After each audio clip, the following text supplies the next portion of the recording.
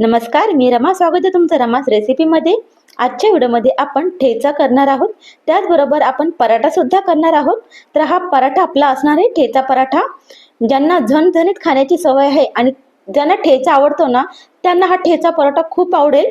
जर तुम्ही कधी ठेचा पराठा केला नसेल ना, तर तुम्ही नक्की ट्राय करा. चला तर सुरू करूया व्हिडिओ. तर सर्वात अगोदर आपण मिरच्या घेतलेल्या आहेत. तर ह्या पहा, दोन प्रकारच्या मिरच्या आहेत. एक साधी मिरची आहे आणि एक तिखट मिरची आहे. आता ह्या दोन्ही मिरच्या आपण फ्राय करून घेणार आहोत. तर त्यासाठी आपण अगोदर थोडंसं तेल टाकायचं आहे आणि मिडियम गॅसवरती आपल्या ह्या मिरच्या आपण भाजून घेणार आहोत. दोन्ही प्रकारच्या मिरच्या घेतलेल्या आहेत, जेणेकरून आपला जो ठेचा आहे ना, तो तिखट पण असेल, पण खूपच तिखट नसेल. कारण की फक्त तिखट घेतला ना, तो खूपच तिखट आपला ठेचा बनतो. आणि थोडेसे मी शेंगदाणे सुद्धा भाजून घेणार त्यामध्ये. काही जण फक्त हिरवी मिरचीचा ठेचा बनवतात, पण आता सध्या थंडी भरपूर आहे आणि शेंगदाणे आपण भरपूर खातो यावेळेस. तर तुम्ही अशा पद्धतीने हा सुद्धा ठेचा बनवून ठेवू शकता.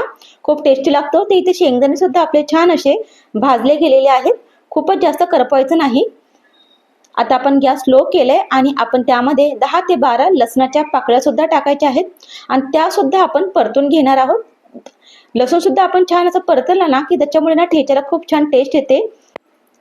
फक्त लसूण आणि मिरचीचा ठेचा पण खूप छान होतो, पण मुली माझ्या खाणार नाहीत म्हणून मी असा ठेचा बनवते. आता यामध्ये आपण कोथिंबीर टाकायची आहे. कोथिंबीर सुद्धा कापून घेतलेली आहे. गॅस बंद करूया आणि हे मिश्रण एकदा आपण छान असं परतून घेऊया. आता हे सर्व मिश्रण आपल्याला थंड होऊ द्यायचं आहे. मिश्रण गार झालं आहे. आता तुम्ही एखाद्या खलबत्त्यामध्ये कुटून त्याचा ठेचा बनवू शकता किंवा तुम्ही एखाद्या ग्लासने सुद्धा तव्यावरती ठेचा बनवू शकता.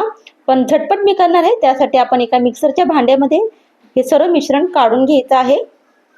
काही जणांना ठेचा जो आपण बनवतो, चटणी जी असते ना आपली, ती काही जणांना जाडसर आवडते तर काही जणांना बारीक आवडते. त्या पद्धतीने आपण मिक्सरमध्ये सुद्धा करून घेऊ शकतो. चवीनुसार मीठ टाकायचं आहे. जर तुम्हाला जाडसर हवा असेल तर तुम्ही 2-3 वेळा हे चालू बंद केला तर जाडसर आपला ठेचा तयार होईल. आणि जर बारीक पाहिजे असेल तर तुम्ही आणखीन 1-2 वेळा त्याला असंच पद्धतीने चालू बंद पद्धतीने केलं ना, की बारीक असा आपला हा ठेचा तयार होईल. तर पराठ्यासाठी जास्त करून मी बारीकच ठेचा बनवते, जेणेकरून तो खायला छान लागेल. आपला ठेचा इथे तयार झालेला आहे. जर तुम्हाला पराठा नाही बनवायचा पण ठेचा आवडत असेल तर अशा पद्धतीने बनवा आणि एन्जॉय करा. खूपच झणझणीत आणि टेस्टी झालेला आहे. आता आपण पराठा बनवूया. नॉर्मली आपण जसं पीठ चपातीसाठी मळतो ना, तसंच पीठ मी मळून घेतलेलं आहे आणि चपातीचा एक गोळा घेतलेला आहे. थोडंसं सुक्कं पीठ लावायचं आहे आणि आपल्याला याची पातळ अशी चपाती लाटून घ्यायची आहे. चपाती लाटून झालेली आहे. आता त्याच्यावरती आपल्याला थोडंसं तेल सोडायचं आहे आणि हे तेल आपण पूर्ण व्यवस्थितपणे ह्या चपातीला लावून घ्यायचे, पसरून घ्यायचं आहे हातानेच. छान असं आपण हे पसरून घेतलेलं आहे. हे पसरून झालं की आपण त्याच्यावरती असा आपला जो ठेचा आपण बनवलाय तो पसरायचा आहे. आता तुम्ही किती तिखट खाणार आहात, जर तुम्ही पहिल्यांदाच करणार असाल तर थोडासा ठेचा टाका, जर मिरच्या तुम्ही खूपच तिखट घेतल्या असतील तर. आणि जर तुम्हाला असं वाटलं की नाही मला आणखीन तिखट पाहिजे, तर त्यानुसार तुम्ही ठेचा असं इथे पसरून घ्या छान असं हाताने. सगळीकडे ठेचा आपला व्यवस्थितपणे लागला पाहिजे. ठेचा आपला पूर्ण आपण पसरलेला आहे. आता अशा पद्धतीने फोल्ड करून घेऊया. मी लाईव्ह मध्ये काही पराठ्याच्या रेसिपी दाखवलेल्या आहेत, त्याच्यामध्ये फोल्ड करण्याचे वेगवेगळे प्रकार सुद्धा दाखवलेले आहेत. जर तुम्हाला फोल्ड करण्याचे वेगळे प्रकार पाहिजे असेल तर तुम्ही त्याच्यावर तो व्हिडिओ पाहू शकता.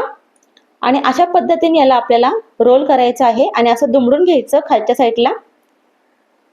पुन्हा आपल्याला थोडंसं सुक्कं पीठ लावून घ्यायचं आहे आणि छान असं याला गोल आपण आकार देणार आहोत.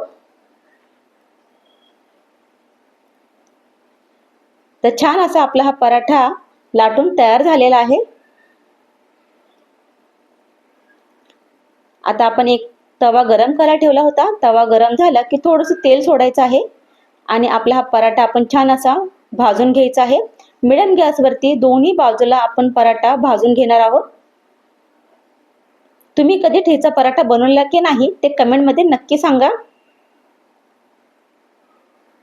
दोन्ही बाजूला छान तूप किंवा तेल जे तुम्हाला आवडतं ते तुम्ही लावा आणि छान असं हे सर्व बाजूने व्यवस्थित भाजून घ्या, तरच आपल्या पराठ्याला छान अशी टेस्ट लागेल. पहा, तर इथे छान असा आपला हा पराठा आपण भाजून घेतलेला आहे. दिसायला इतका छान झालाय, खूप मस्त वाटतोय. आणि टेस्टी तर खूप झालाय. दह्याबरोबर तुम्ही हा ठेचा पराठा खाऊ शकता. व्हिडिओ आवडला असेल तर लाईक करा, शेअर करा. धन्यवाद.